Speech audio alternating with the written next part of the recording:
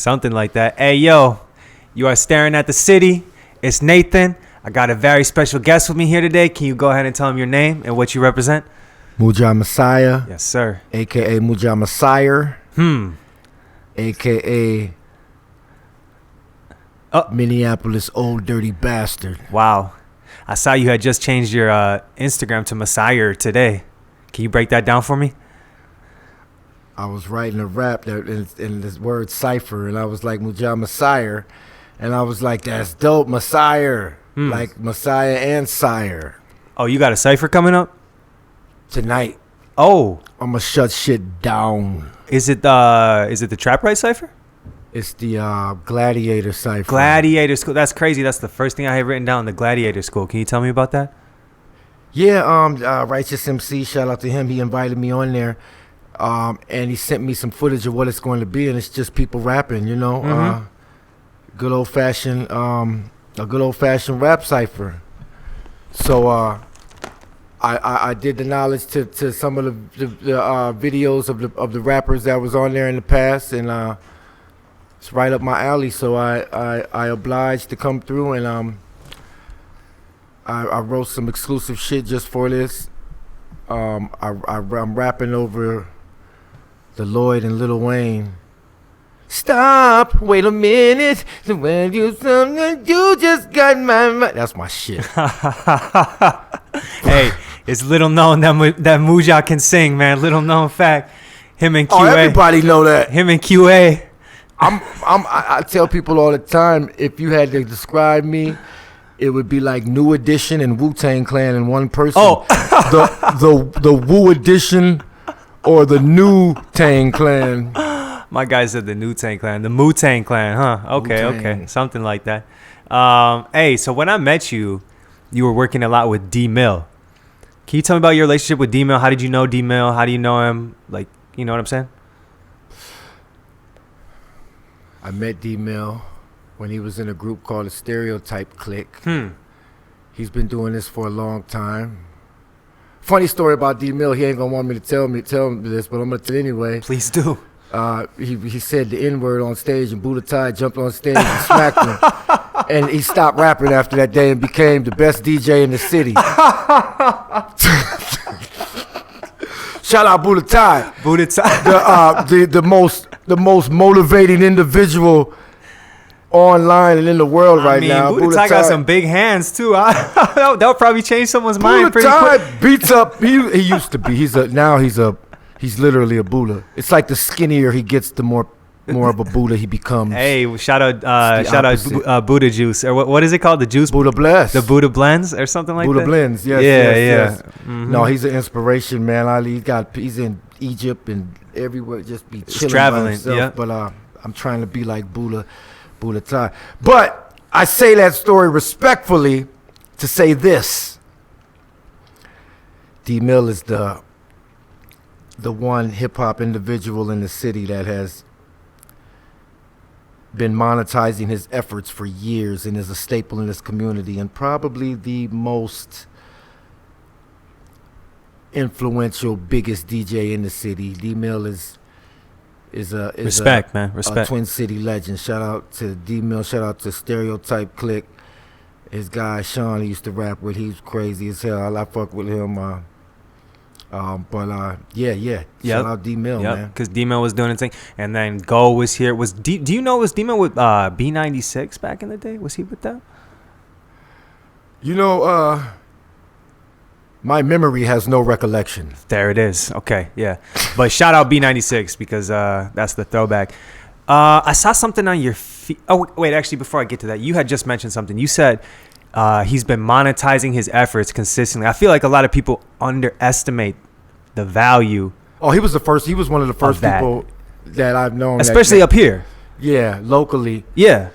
That dirty word locally. He We in the north, by the way. He got that. He understood that before I want to say damn near before the internet.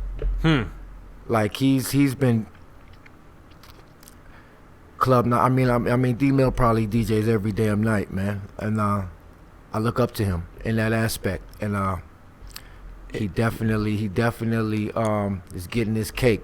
Yeah. In that sense, let me jump forward just a little bit then. What's your balance between work life and art life, and like getting money from art and wanting to just create art just for the sake of creation? Well, as artists, we feel like we're owed something because we make art, and you don't want to work, and you want to get paid off your art, and you look up 10 years later and you're broke.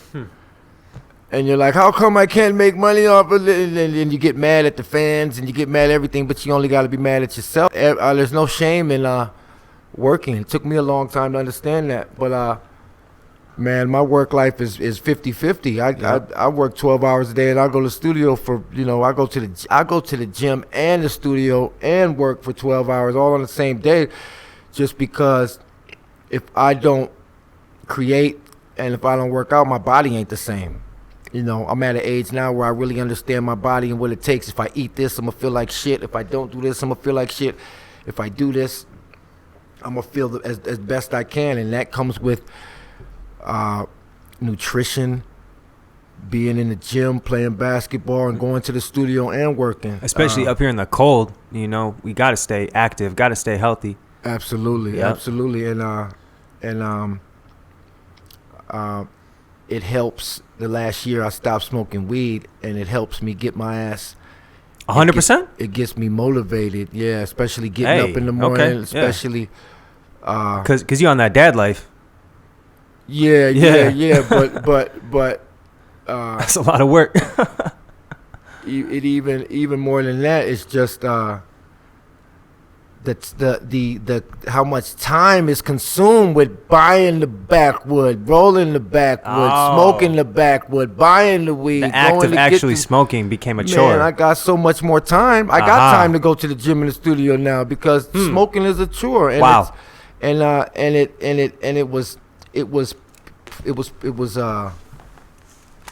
It was holding me back, man, from my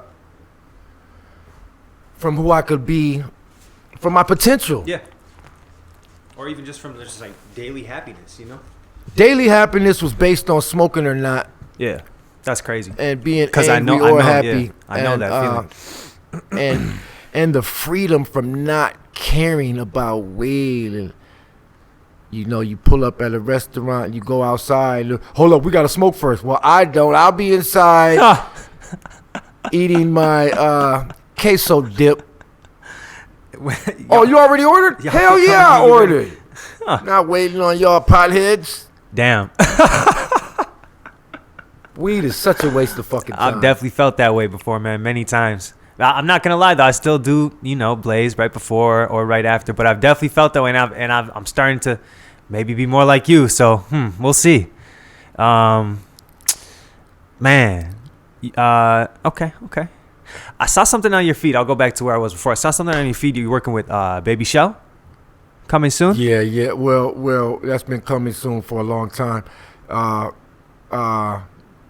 Persistence is a skill, right? And especially in this music shit, man. Even the old shit is new because it takes a while for shit to come to fruition. Just getting a song done is just the beginning. And now everything needs a visual, everything needs subtitles, everything needs... So that was an older song that we did that's still going to be coming out.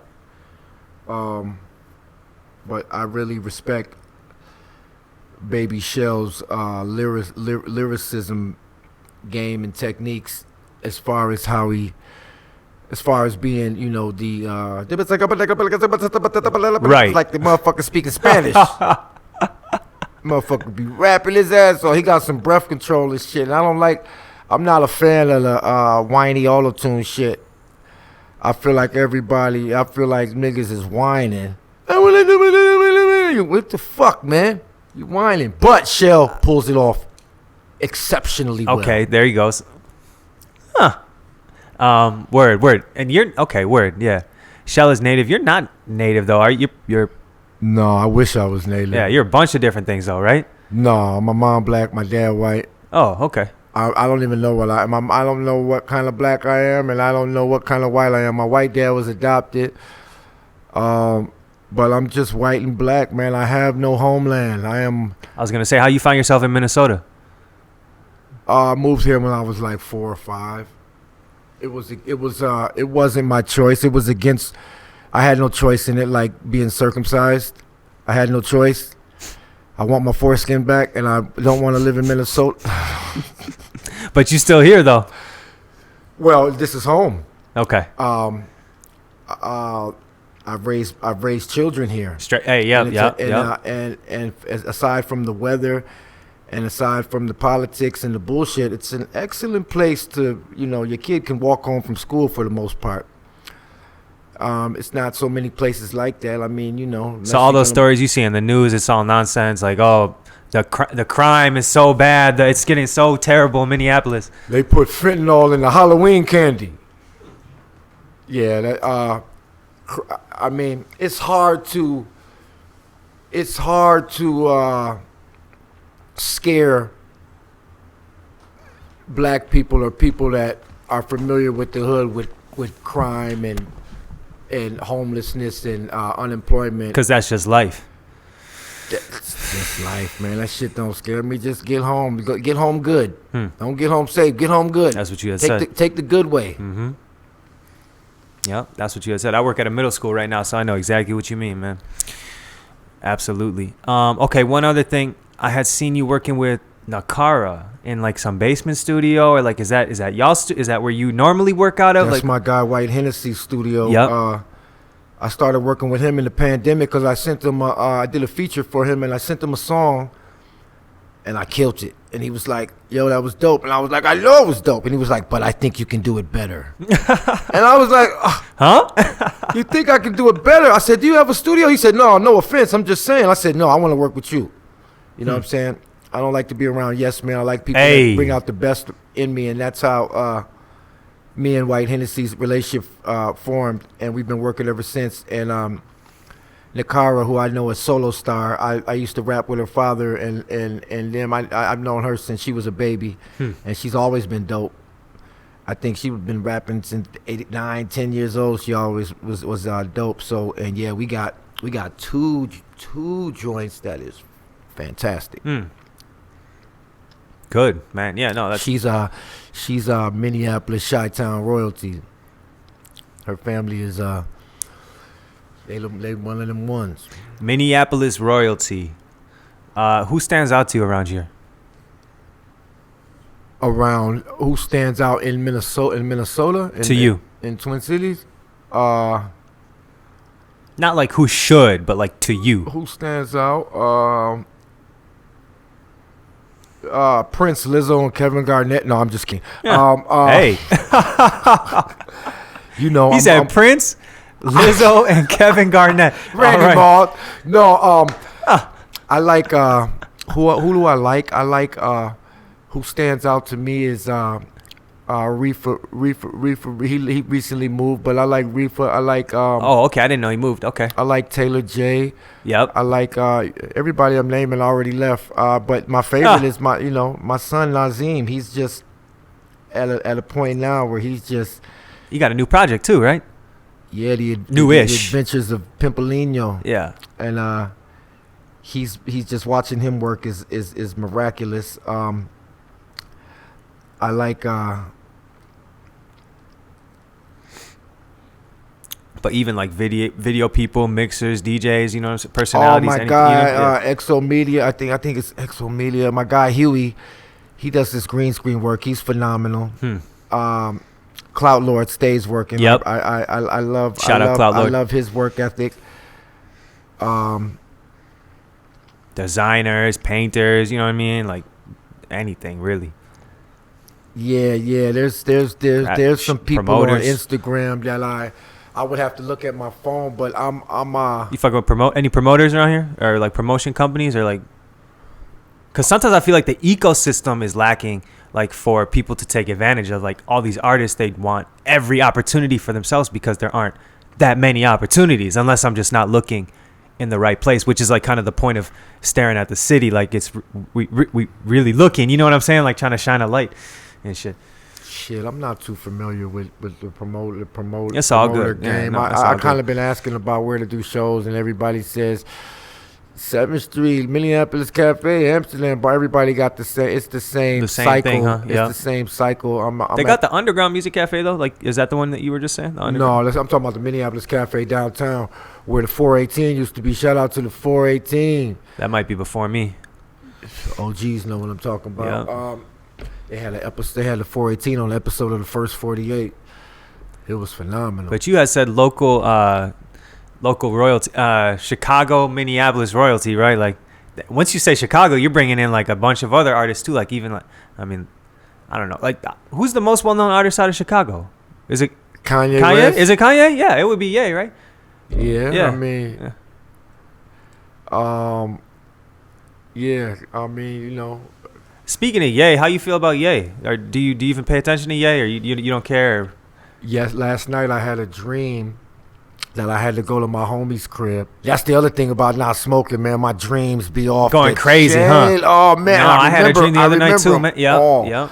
But I had a dream that I had a little baby polar bear as a pet, and I had to drop him off at my homie crib because Kanye needed me. You know, I'm a truck driver, so he needed somebody with a CDL to go pick up his new Benz bus tank that drives underwater. It was a submarine, so I had to hurry up and drop off my baby polar bear, and then me and Kanye drove up to North Minnesota to buy this Mercedes-Benz bus tank submarine. It was a phenomenal dream. But I mean, this is the thing I think about Kanye.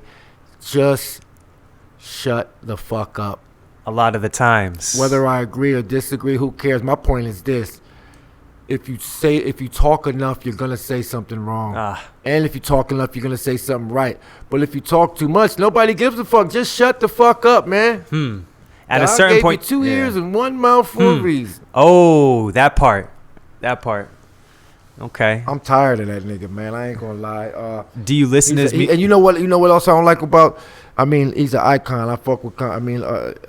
totally. But what I'm saying is I don't like that he whines. I hate motherfuckers that go online and whine. Don't tell me what you don't like. Tell me what you like. When I ask you where you want to go eat, don't tell me, well, I don't like to go there and I don't want this. No, tell me what you like. I hate when people talk about what they don't like, especially on the internet. I will mute you. I've muted Kanye off the internet 5 years ago. I don't even be paying attention. Because I don't like people whining. I don't want to hear what you don't like, and I don't want to hear you whine. Straight up. That's 100% valid, man. That's factual. Tell me about who you do like then, like on that like top, you know what I mean? Top, because I feel like Ye is one of the top artists in the world. You know what I'm saying? Like I mean, he still got that name recognition. Right out of that spot. I like right. the new. For the first time in like I don't know how many years, man. I listened to the new Nas. And I played it again to make sure I liked it. And then I played it again. I listened to it 3 times on the first day. And then the second day I got in the car, I listened to it again. And I probably played it 10 times in the first week. And it's been a long time since I listened to an album back to back that many times. And aside from my music, I've been listening to the Nas, and I've been classic.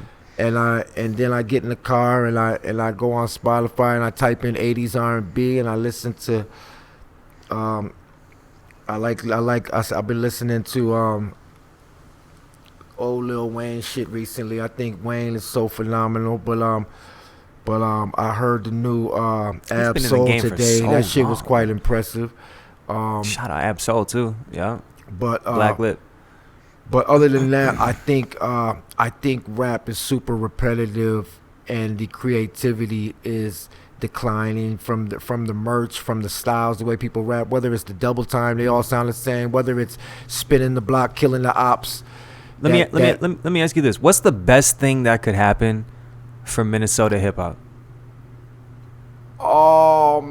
The best thing that could happen is that global warming is real and this becomes beachfront property. Okay, I see what you mean. So you feel like it's just too remote sometimes. I don't know what the fucking answer is for that. The reason why I asked is because I just remember when Soundset was here, that shit was like lit, and it like brought all these personalities to Minnesota, and they recognized, even they said Minneapolis or whatever. But look at after everything Rhyme Sayers did for the city, look at how they treated them, call them rapists and call them women abusers, and they weren't guilty of any of that. This city, not even the city, the internet. Like one day Roddy Ricch is the best. The next day, Roddy Ricch sucks. Like the way the internet changed. Y'all internet. made the baby famous. Now y'all make fun of the baby for selling buy one get one free tickets. Like everybody's so fickle. 1 minute y'all blow somebody up, the next minute they're the laughing stock of the internet for the day. I don't get it. So the way that they did Rhymesayers, they don't want to, what do they've done so much for this city and for the way that they were treated to be called rapists and be boycotted. And the only reason the only reason people felt like that is because they felt like that they were,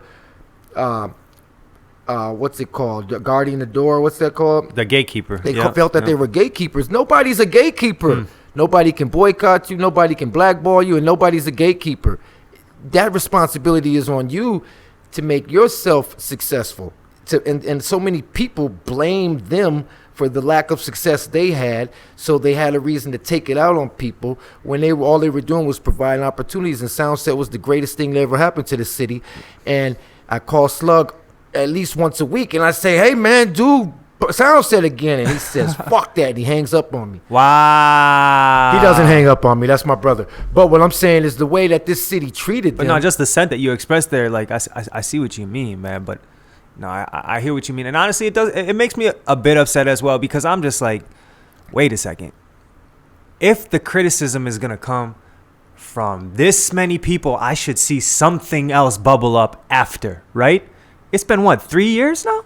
It's bullshit, bro. What have I seen bubble up since then? Well, it's because... And not even just pandemic, like... It's because of... Now, it was valid in the fact that we all as men learn to carry ourselves better and more respectful, and that was necessary. Certain shit has to happen for us to change as people for the better. So it was beneficial. The movement was beneficial, but there was collateral damage in that, and there were they were literal victims from people playing the victim who weren't actual victims. So now, Rhymesayers don't want to have nothing to do with this motherfucking city, low key, because of look at how y'all look at what don't be calling. You can't be throwing the word rapist around. You know what I'm saying? And you don't have no substantial. Your claims aren't substantiated, and you're just joining in. You're just retweeting some shit. And that's the thing about the woke mob that we see taking over the internet, taking over our city. At least it seems to me like there's no like we did this, but now what? The now what is what I'm wondering. Like, where's the now what? You know what I mean? Yeah. That's where where's the rehabilitation? Exactly. I'm looking for the now what. It's the same thing we got with the prison pipeline in America. If you're gonna check somebody for this, well, how do they learn? How do they come back? And it was some combination bullshit. of racism as well, in there. So as we know. And they might have been guilty of something, but they wasn't guilty of what they was accused of. And ain't nobody perfect, and nobody has the right to be accusing other motherfuckers for shit that they don't need to be speaking on. Sometimes the most undervalued thing in society, I feel like right now, is the ability to say I don't know and stay the hell out of it. Everybody wants to comment, and everybody has an opinion, and nobody wants to shut the fuck up. Everybody and has see where opinions. That got a lot of people. So speaking of Soundset, because that just chaps my hide, because I watched the Migos. I was with the RZA and You God in VIP, chilling, drinking and smoking with the RZA and You God, watching the Migos perform for an hour. Well, it felt like hours, but for 40 minutes. On God. Watching the Migos with the RZA, fucking slapping fire, we and him rocking out. You can't do that anymore. I saw Gucci, man. I said, Gucci. He looked at me and he rolled his eyes and he pulled off on the golf cart like, nigga, don't ever talk to me again. And classic moments.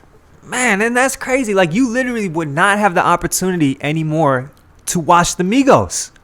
You can't. Bro, I left Soundset early one day, went home, and from my porch, I could hear Travis Scott rapping. So you see what I'm saying? And through the whole city, Travis Scott was echoing through St. Paul. Like and Right. and nobody respected the fact who was making this happen. I saw Ice-T rap for You saw 10,000 Ice-T. 19-year-olds who never seen Ice-T before, and the look on their faces just like couldn't believe it. They thought the nigga was a cop on television. We saw Cube too. Ice.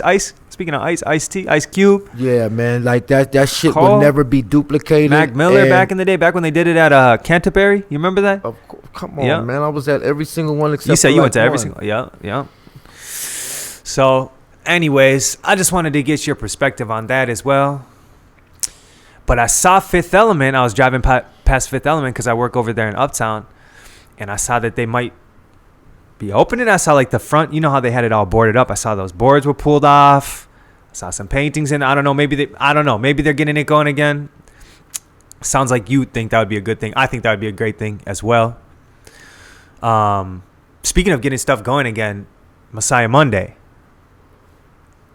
You thinking of that? Maybe we're gonna see It's gonna Messiah Monday it's gonna drop? be in segments, 4-part series for 4 month segments for album rollouts. I'm in the process of now and just getting all my visuals together. Yes. I don't want to be in a position where I'm filming Sunday night and got to drop Monday. I learned a lot from putting out a new song and video for 35 weeks. Because we did it like that before. I know from experience. Can you do the subtitles? Can you do the yeah? It's And we not- make it happen though, you know. But, well, it's fun. I work better under pressure, but straight up, yeah. But It's better to have your shit together, planned out, I long-term learned a plan, lot. right? Yeah, Because something yeah. like soundset doesn't happen on like overnight planning, right? Like that shit takes a long-term plan, right? Yeah, hell yeah, word. Oh, good shit, man. What else is new, man? What else is new with you? I got 2 new albums coming out. I got an album called Bullet Points. I got an album called Trap Water with a producer out of the DMV named Castro Beats. And then I'm just working on the Black Don't Crack album and book that's dropping next May. So I'm doing that, and I'm staying out the way. Yep. You say you've been working on Black Don't Crack. You said that a minute ago. I'm excited to see that, man. I know it takes a while to write a book. Trust me, I'm trying to do my own as well, but I'm definitely excited to see what comes of that for you. And I really, really hope that you turn it into audiobook, because that is how you get people to really, really tap in with your shit, because motherfuckers are lazy. You know what I'm saying? People just want to drive around and listen to shit. Like, they don't actually really, really I'm want to not read. an audiobook dude. I'm an books. old school dude, but I do like the Prodigy audio book.